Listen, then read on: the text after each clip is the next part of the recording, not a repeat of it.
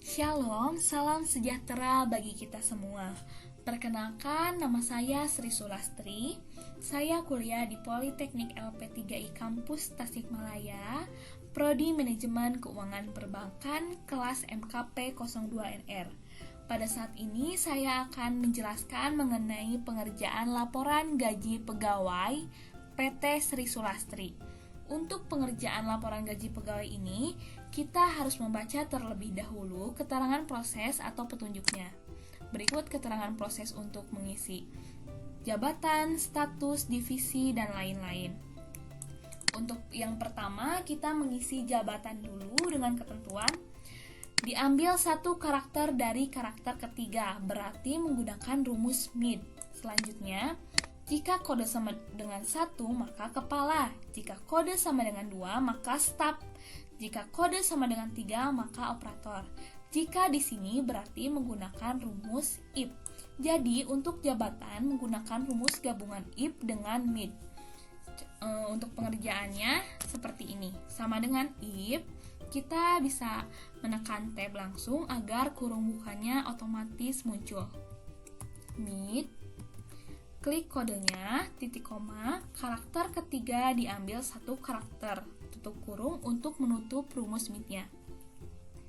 Jika karakter ketiga diambil satu karakternya sama dengan 1, nah 1 di sini menggunakan tanda kutip karena angka karakter yang sudah bergabung dengan huruf atau simbol. Maka kepala, titik koma, rumus selanjutnya if MID, klik kodenya, titik koma, karakter ketiga diambil satu karakter, tutup kurung. Jika karakter ketiga diambil satu karakternya sama dengan 2, maka staf. Titik koma, rumus selanjutnya if MID,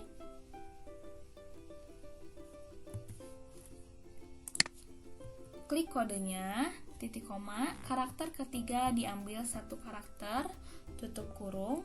Jika karakter ketiga diambil satu karakternya sama dengan 3, maka operator.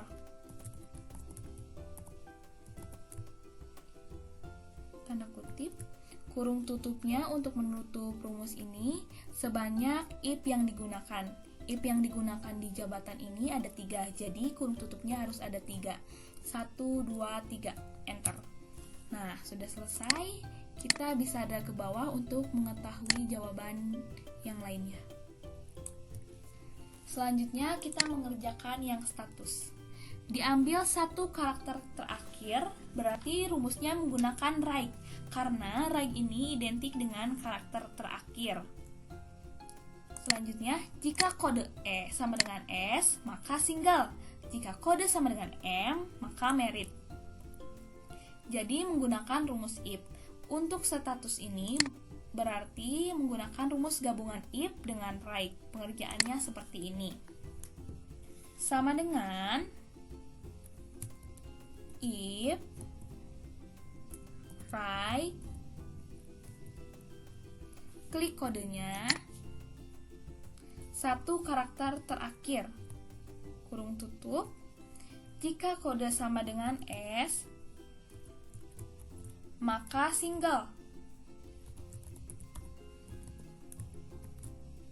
Titik koma, rumus selanjutnya if right, klik kodenya,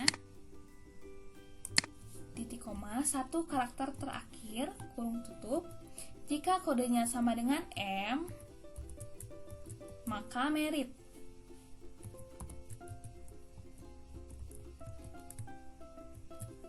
Nah, untuk menutup rumus ini, menyelesaikan rumus ini, kita menutupnya dengan kurung tutup sebanyak if yang digunakan. If yang digunakan di sini ada 2, jadi kurung tutupnya harus ada 2. 1, 2, enter. Nah, sudah ada, kita bisa drag ke bawah untuk mengetahui jawaban yang lainnya. Nah, jabatan status sudah terisi, selanjutnya divisi. Untuk mengisi divisi dengan ketentuan, diambil satu karakter pertama, dan divisi berdasarkan tabel bantu. Kita bisa lihat tabel bantu ini, bentuk tabelnya adalah vertikal, membacanya ke bawah, jadi menggunakan rumus VLOOKUP. Nah, untuk rumus divisi, yaitu menggunakan rumus gabungan VLOOKUP dengan left, seperti ini. Sama dengan VLOOKUP left, klik kodenya, titik koma, karakter pertama 1, kurung tutup, titik koma, blok tabel array-nya atau tabel bantunya. Nah, seperti ini. Jangan lupa untuk diabsolut atau dikunci dengan menekan F4 atau berbarengan menekan Fn dengan F4. Nah, seperti ini. Jika sudah muncul dolar seperti ini, berarti sudah terkunci. Nah, selanjutnya untuk memunculkan divisi, dilihat kolom berapa divisi ini. Titik koma, divisi berada di kolom kedua. 2, titik koma, 0. Kurung tutup, enter. Nah, sudah terisi, drag ke bawah. Selanjutnya, gaji pokok dicari berdasarkan tabel bantu. Berarti rumusnya sama seperti divisi, menggunakan VLOOKUP dan dengan left. Sama dengan VLOOKUP left, karakter pertama, klik kodenya, titik koma, karakter pertama, kurung tutup, titik koma, blok tabel array-nya, jangan lupa untuk di absolute. Tekan Fn berbarengan dengan F4 atau F4 saja. Nah, sudah muncul simbol dolarnya. Selanjutnya, titik koma. Di kolom berapa gaji pokok ini? Pada tabel bantu di kolom ketiga. Berarti 3, titik koma, 0, kurung tutup, enter. Sudah terisi, di drag ke bawah. Selanjutnya, tunjangan anak. Dengan ketentuan atau keterangan proses, jika status sama dengan menikah dan mempunyai anak, maka masing-masing anak mendapatkan 25.000. Jika tidak, maka 0. Tidak di sini berarti untuk yang belum menikah atau yang sudah menikah tetapi belum mempunyai anak, berarti tidak mendapatkan tunjangan. Nah, jika ada kata dan, berarti menggunakan rumus if and. Nah, rumus if and ini karena ada 2 persyaratan yang mendapatkan tunjangan, yang sudah menikah dan sudah mempunyai anak. Rumusnya seperti ini. Sama dengan if and, persyaratan pertama status, titik koma, jika statusnya married,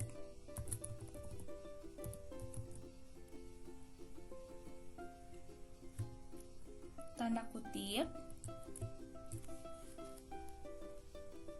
persyaratan kedua sama dengan jumlah anaknya. Nah, jika mempunyai anak, berarti anaknya minimal ada 1, alias tidak 0. Maka lebih dari 0, kita bisa menggunakan rumus lebih dari 0. Kemudian, kurung tutup. Kurung tutup ini untuk menutup rumus N, karena jika tidak dikurung tutup, maka akan terus dianggap sebagai persyaratan yang berikutnya. Nah, jika persyaratan sudah terpenuhi, maka tinggal dikurung tutup saja, supaya dapat lanjut ke rumus berikutnya untuk mengetahui hasil tunjangan anak. Titik koma, maka jumlah anak H6 dikali 25.000. Titik koma. Jika tidak, untuk yang belum menikah dan belum mempunyai anak, maka 0. Nol di sini untuk menjabarkan yang tidak mendapatkan tunjangan atau yang tidak masuk ke persyaratan. Kemudian kurung tutup. Enter. Nah, sudah muncul, kita bisa drag ke bawah.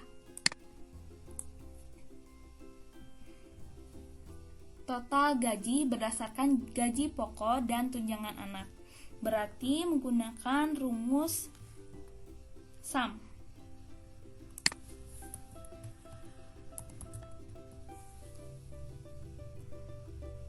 Total gaji pokok ditambah tunjangan anak.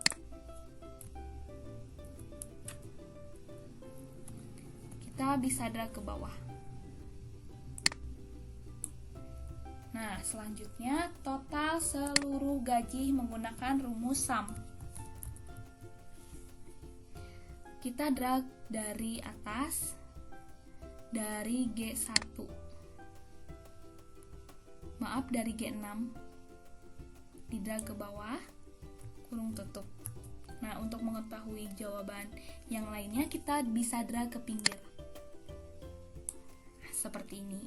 Selanjutnya, gaji terbesar menggunakan rumus MAX.